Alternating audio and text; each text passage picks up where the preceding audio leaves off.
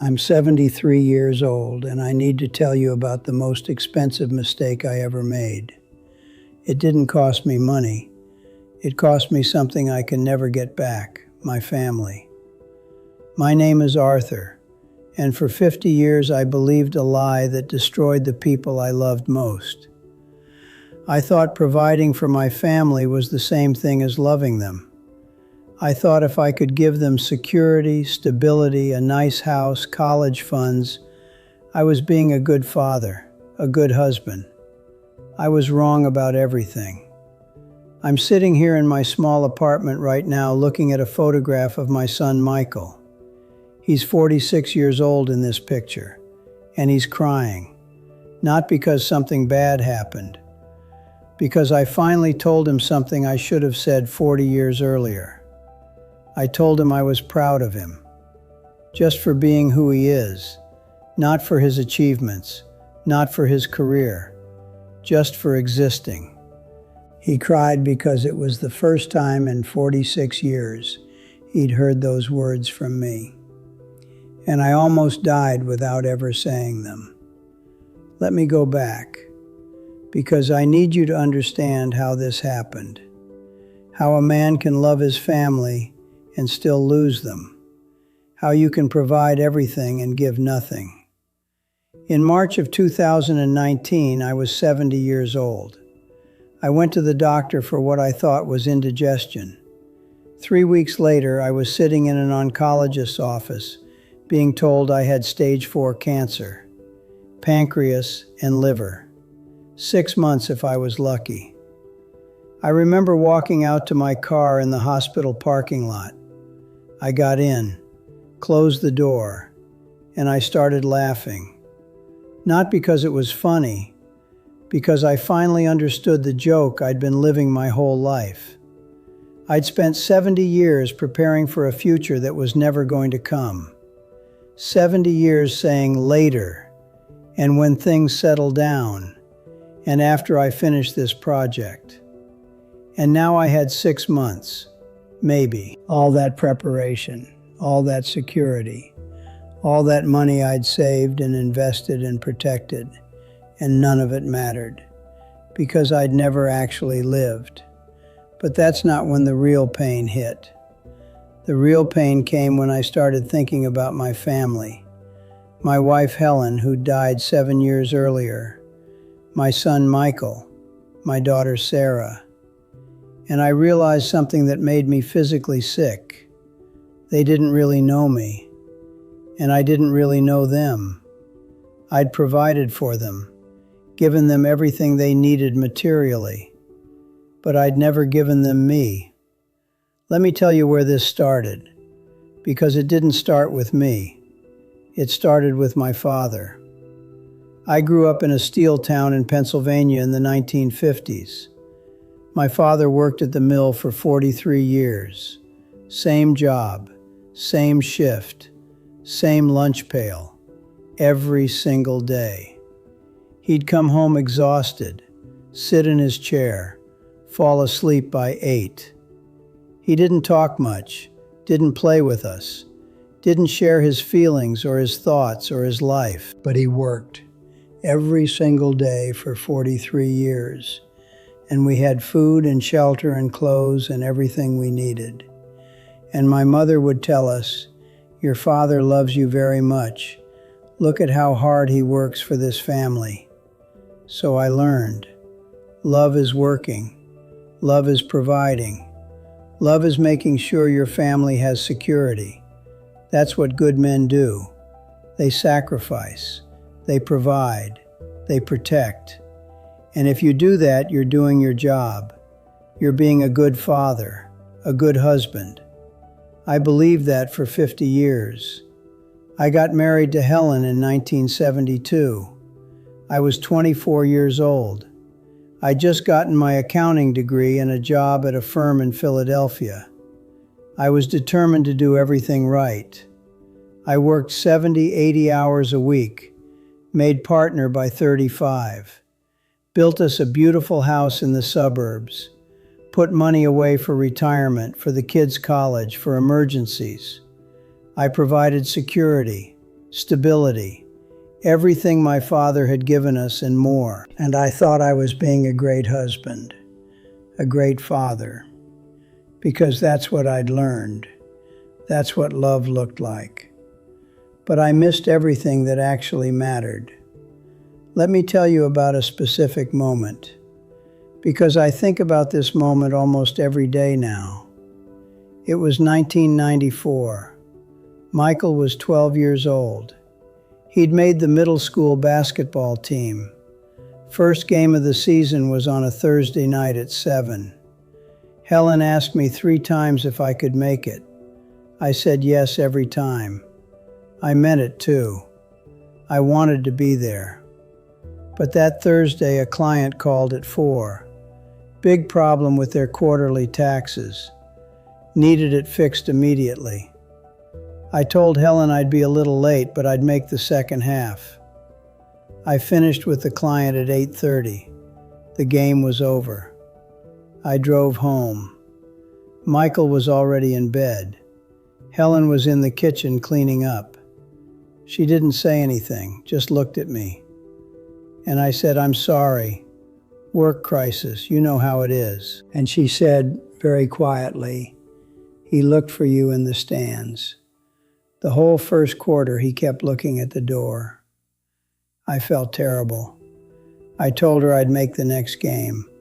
I'd make it up to him. I'd take him out for ice cream on Saturday. But here's what I didn't understand then. Michael didn't need ice cream. He didn't need me to make it up to him. He needed me to be there.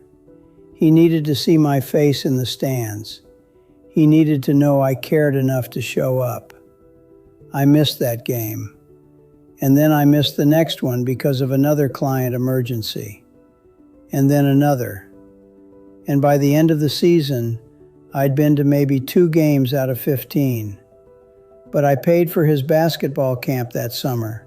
Expensive one. Best coaches. I thought that was love, providing opportunities. That pattern repeated for 20 years. I missed plays, concerts, award ceremonies, graduations, not because I didn't care, because I was working, providing, building security for our family. And the whole time I thought I was doing the right thing. I thought Michael understood. I thought Helen understood. I'm doing this for you, to give you a better life. But here's what I didn't see. What I couldn't see because I was too busy preparing for the future. Helen was lonely. She had a beautiful house and financial security and everything she needed materially. But she was married to a ghost. A man who was never actually present, who was always thinking about work or the next problem or the next goal. We'd sit at dinner and I'd be mentally reviewing a client file. She'd try to tell me about her day and I'd nod, but I wasn't really listening. She'd suggest we take a trip and I'd say, "After this busy season," or "Once I close this deal," or "When things settle down." Things never settled down. There was always another busy season, another deal, another goal, another reason to wait. She wanted to go to Italy. She'd always dreamed of seeing Rome and Florence and Venice. She mentioned it probably 50 times over the years. I always said yes, absolutely, we'll go, soon. Let me just finish this project. Let me just get through this quarter. Let me just make sure we're on track for retirement. She died in 2012. Heart attack. Sudden. She went to bed one night and didn't wake up. We never went to Italy. We never took that trip.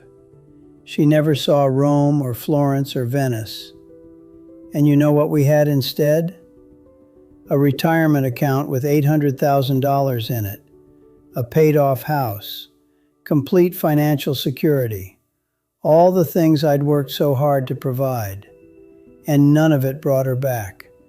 None of it gave her what she actually wanted, which was me, my time, my presence, my attention. Standing at her funeral, looking at her casket, I kept thinking about Italy, about all the times she asked and I said later, about all the evenings she wanted to just talk and I was too tired, about all the moments I chose work over her because I thought I was being responsible.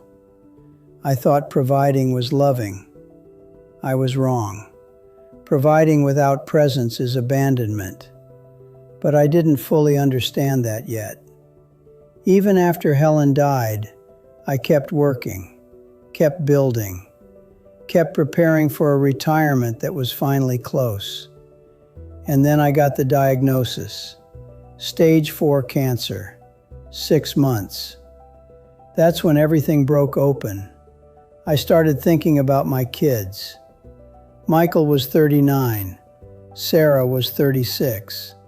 Both married, both with careers, both doing fine. But I didn't really know them. I knew their jobs, their achievements, the facts of their lives. But I didn't know them, who they were inside, what they worried about, what made them happy, what they dreamed about late at night, because I'd never asked. I'd never made time to just sit with them and listen, really listen, without checking my phone or thinking about work or waiting for my turn to give advice. I'd been so focused on giving them opportunities and security that I'd never given them me. And now I had 6 months. I called Michael 3 days after the diagnosis, asked him to come over. When he got there, I told him about the cancer. He took it hard, started talking about treatment options and second opinions and fighting this. And I stopped him. I said, Michael, I need to tell you something, and I need you to just listen. And then I told him I was sorry for missing his basketball games, for being absent at his wedding because I was on a conference call, for never asking him how he was really doing, for treating our relationship like a transaction where I provided money and support, but never actually showed up. I told him I was proud of him, not for his career or his achievements, for being kind, for being a good husband, for being the kind of father to his kids that I never was to him. And that's when he started crying. This 46-year-old man sitting in my living room crying like a child, because he'd been waiting his whole life to hear those words. He said, Dad, I always thought I wasn't good enough, that nothing I did mattered to you unless it was impressive.